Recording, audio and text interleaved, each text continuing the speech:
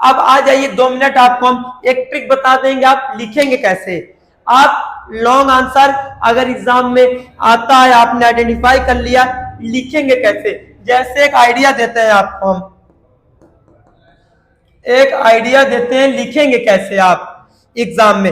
अगर आप इस मेथड को अपनाएंगे, इस मेथड को अपनाएंगे तो आप एग्जैक्ट, यकीन मानिए मेरी, तो अगर आप अभी तक भी नहीं पढ़े तो जो मेथड पढ़ाने जा रहे हैं आपको बताएंगे, उस मेथड से लिख के आइएगा। हम लोग एनालाइज किए तो बोल रहे हैं, तो आपको उससे लिखने से ये बेनिफिट होगा, उससे लिखने से ये बेनिफिट होगा। हटा दीजिए पूरा। हाँ, ये बता रहे हैं बेटा आप लोग लिखने की टेक्निक, ये जो टेक्निक बताने जा रहे हैं आप लोगों को, अगर इस हिसाब से लिखेंगे, आप लोगों के पास अब इतना टाइम नहीं, आ जाए, कल है, परसों आपका एग्जाम ही है, तो अभी भी आपको कुछ नहीं बिगड़ा। कॉमर्स में आराम से 70+ आप गेन कर सकते हैं। बात मानिए, बाद में आपको खुद एनालाइज करेंगे।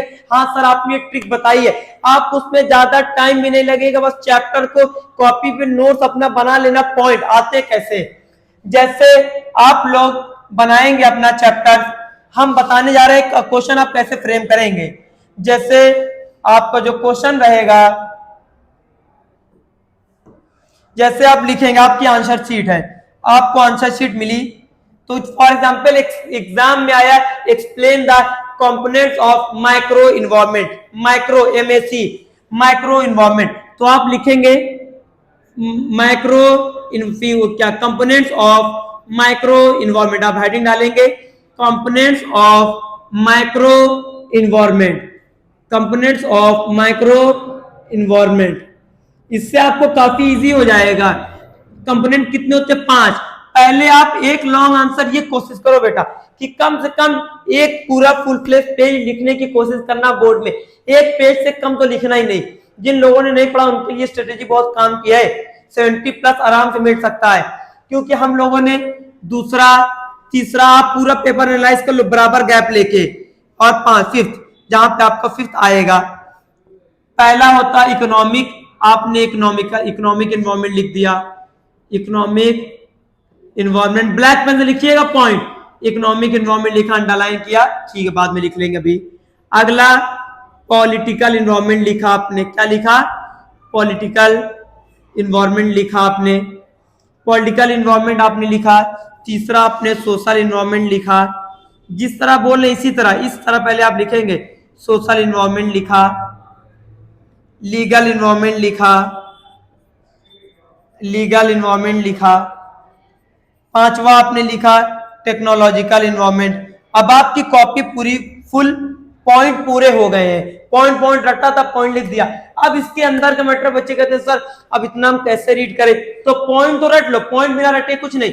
अंदर आपने जो कुछ इन्वायरमेंट रिलेटेड, एकदम लास्ट है आपके लिए, जो कुछ आपने इन्वायरमेंट रिलेटेड पढ़ा है, जो कुछ XYZ इन्वायरमेंट में, आप उसको अपनी वर्डिंग में जैसे बनेगा बना के आइएगा पूरा, लेकिन पॉइंट आप लिखेंगे, पॉइंट आप वर्ड टू वर्ड लिखेंगे, जो हमने यहाँ पे लिखी है, जो आपने नोट्स बनाई है, जो आपने बुक में लिखी है, वो पॉइंट आप एज इट इज लिखेंगे। उसके अंदर एक्सप्लेनेशन, जो कुछ आपने पढ़ा है, बुक नहीं करे, बुक की वर्डिंग लिखिए, आप चैट जीपीटी को जो आपने पढ़ा XYZ वो वर्डिंग लिखिए।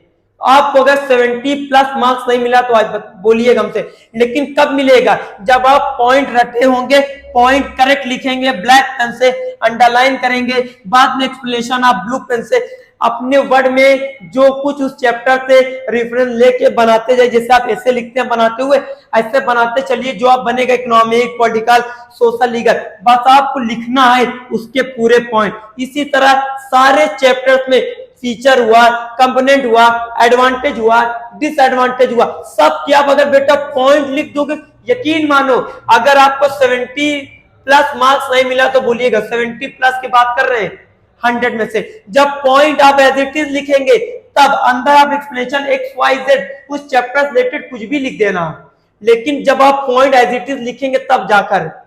इसी तरह जैसे एक लास्ट आइडिया आपको आया एग्जाम में, external features of, external factors of micro, external factors of micro environment. External factor कितने होते हैं? 5 होते हैं external factor of micro environment. External factor of micro, दो थे इंटरनल एक्सटर्नल, माइक्रो के एक्सटर्नल फैक्टर, एक कस्टमर होता है, कस्टमर लिख दिया आपने, उसके बाद दूसरा कंपटीटर लिख दिया आपने, स्पेस इतना लीजिएगा, कॉपी लगे हाँ कम से कम 7-8 लाइन का, ताकि पूरा एक लॉन्ग एक पेज, एक पूरा आपका एक पेज होता है, उस पेज में पूरा, जैसे ये पेज है, पहला कस्टमर यहाँ लिखा, कंपटीटर, सप्लायर, इंटरमीडियरीज, उसके अलावा फाइनेंशियल, ताकि आपका एक पूरा लॉन्ग आंसर कंप्लीट रहे, पूरा एक पेज का कंप्लीट लॉन्ग आंसर बनना चाहिए। तब पॉइंट पॉइंट आप लिखो, अंदर हम अभी भी बोल रहे, जाते जाते आप तो सिर्फ इतना ही कहेंगे, अगर अभी तक आपने नहीं पढ़ा है तो बस सिर्फ आप पूरा मत पढ़िए, सिर्फ आप पॉइंट रटना शुरू करिए। चैप्टर्स में जो इंपॉर्टेंट चैप्टर्स हैं, स्कोरिंग, जैसे फाइनेंस वाला स्कोरिंग है, मार्केटिंग स्कोरिंग है, और इधर एक चैप्टर कंज्यूमर प्रोडक्शन, उसके राइट रट लीजिए, राइट क्या क्या है, उसकी ड्यूटीज क्या क्या, बस आप पॉइंट रट लीजिए, बाकी यकीन कुछ भी उसके अंदर आप जो उस चैप्टर से रिलेटेड लिख के आइएगा, 70+ कहीं नहीं गया आपका। लेकिन पॉइंट ब्लैक पेन से लास्ट टाइम जाते जाते पॉइंट ब्लैक पेन से लिखेंगे, अंदर आप अपने एक्सप्लेनेशन, ये सिर्फ वो बच्चे करेंगे जो अभी तक नहीं पढ़े हैं या पढ़े भी नहीं है, उन लोगों को लग रहा है कैसे पास होंगे, ये ट्रिक अगर पढ़ने वाले बच्चे भी अपनाएंगे उनको भी बेनिफिट मिलेगा, हम नहीं कह रहे, लेकिन अगर उनको आता है तो उनको अननेसेसरी इस तरह करने का कोई बेनिफिट नहीं है। लेकिन जिन्होंने नहीं पढ़ा है, अगर वो इस तरह अपनाएंगे तो आप खुद ही एनालाइज करेंगे, रिजल्ट के बाद 70+ हर हाल में मिलेगा मार्क्स, 80+ भी जा सकता है। तो आज की क्लास यहीं पे खत्म करते हैं।